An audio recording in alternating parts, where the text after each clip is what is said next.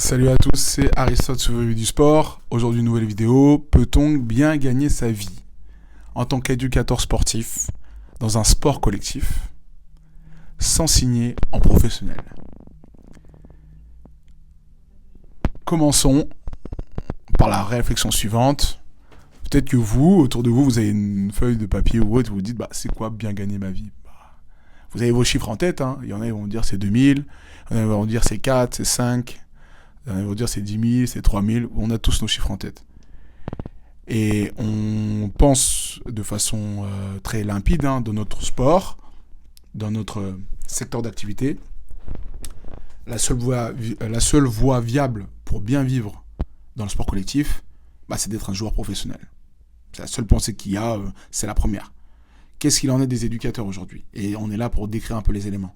Est-ce qu'on peut réellement construire une carrière qui est confortable sans passer dans le monde pro? C'est ce qui se passe, je pense, pour 98% des éducateurs ou coachs aujourd'hui. Alors, numéro 1, je pense que oui, mais pas avec un seul levier. C'est-à-dire que si vous vous limitez aujourd'hui à dire j'entraîne 10 à 15 heures d'entraînement par semaine, ok, c'est déjà pas mal. Vous avez un contrat en asso, tranquille, un modèle qui est dépendant finalement du coup des assos uniquement des cotisations. Là, c'est mort. Vous allez plafonner parce que ce sera vite atteint. Ok, t'es juste sur le terrain et finalement, même si tu coaches aujourd'hui en centre de formation ou autre, on va te dire écoute, ton taux horaire c'est ça, tu vas prendre 800 balles par mois et puis tu t'arrêtes là. Bon, ok. Et finalement, tu te structures pas forcément ton activité. Alors, quand je vous dis tu coaches 10-15 heures et tu prends tes 800 balles, après, par mois, c'est chacun son chacun. Il y en a qui vont dire, ouais, mais moi ça me va, ça me permet de. Il y en a qui vont dire, ouais, non, ça me suffit pas. Et en fait, c'est de comprendre à quel point ça peut structurer votre activité à terme ou pas. Et en fait, les éducateurs aujourd'hui, qui sont pas dans le monde pro et qui gagnent bien leur vie, ils diversifient forcément leurs pratiques.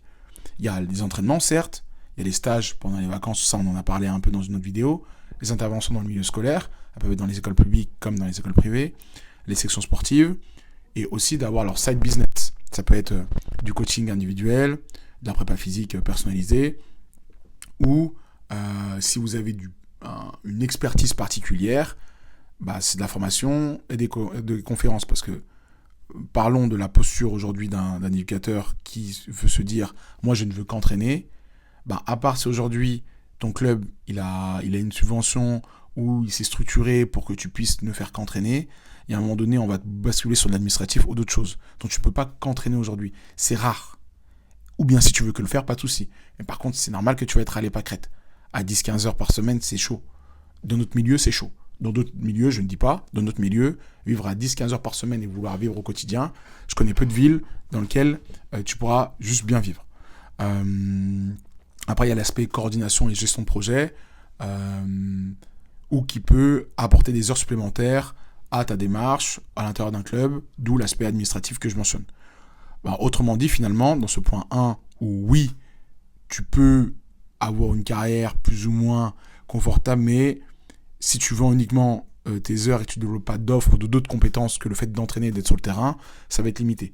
Du moins, quand tu n'es pas dans le sport professionnel. La posture entrepreneuriale doit être une démarche qui doit rentrer dans la tête des éducateurs. J'aime bien dire entrepreneurial ou intrapreneurial, parce que je pars du principe que tu peux certes développer des projets personnellement, modder ta petite boîte, ta boîte, ton truc, tes projets, tout ça, mais aussi à l'intérieur de ton club, qu'est-ce que tu mets en place comme ressources pour te développer dans le temps.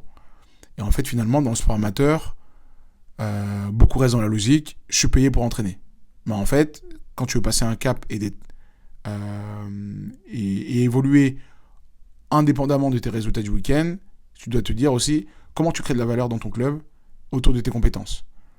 Et donc ça veut dire demain vers quoi tu te projettes. Est-ce que tu te projettes vers un poste de responsable technique, peut-être développer du partenariat, de la coordination peut-être territoriale avec tes dirigeants, des projets RSE, le sport santé, le sport adapté ou autre, créer des créateurs de produits sportifs. J'en avais fait échanger là prochainement, je prépare une vidéo sur est-ce que tu vas vendre tes entraînements demain, est-ce que tu as des produits, etc., que tu essaies de vendre, etc., et de construire. Et en fait, la rémunération va suivre la valeur. Et en fait, le monde pro, ce n'est pas la seule référence pour bien vivre. Pour moi, on peut vivre aussi très bien dans le giron amateur. Par contre, tu vas combiner plusieurs trucs. Ça n'existe jamais. En tout cas, tous les gars qui sont dans des clubs, etc., qui ont des bons postes que je connais, même s'ils sont directeurs techniques ou autres, j'en ne connais pas de gars qui ne font que ça et qui se disent, vas-y, je suis bien. Généralement, je fais ça, plus j'ai un side job. Le matin, quand il y a peu d'activité, j'interviens dans une structure. Je travaille avec tel stage, tel machin. Il y a toujours 2, 3, 4 sources de revenus qui vont vouloir compléter ce que vous faites avec le club. Non pas que c'est pas suffisant, mais parce que ça dépend aussi de votre ambition et ce que vous avez envie de faire. Et en fait, du coup, finalement, travailler dans un club professionnel, ça peut apporter du coup un cadre, apporter une stabilité, apporter un réseau. Donc si vous avez l'occasion de le faire, allez-y foncez. Par contre, attention, même si vous êtes là-bas, ça ne veut pas dire forcément que vous allez bien manger. C'est une réalité.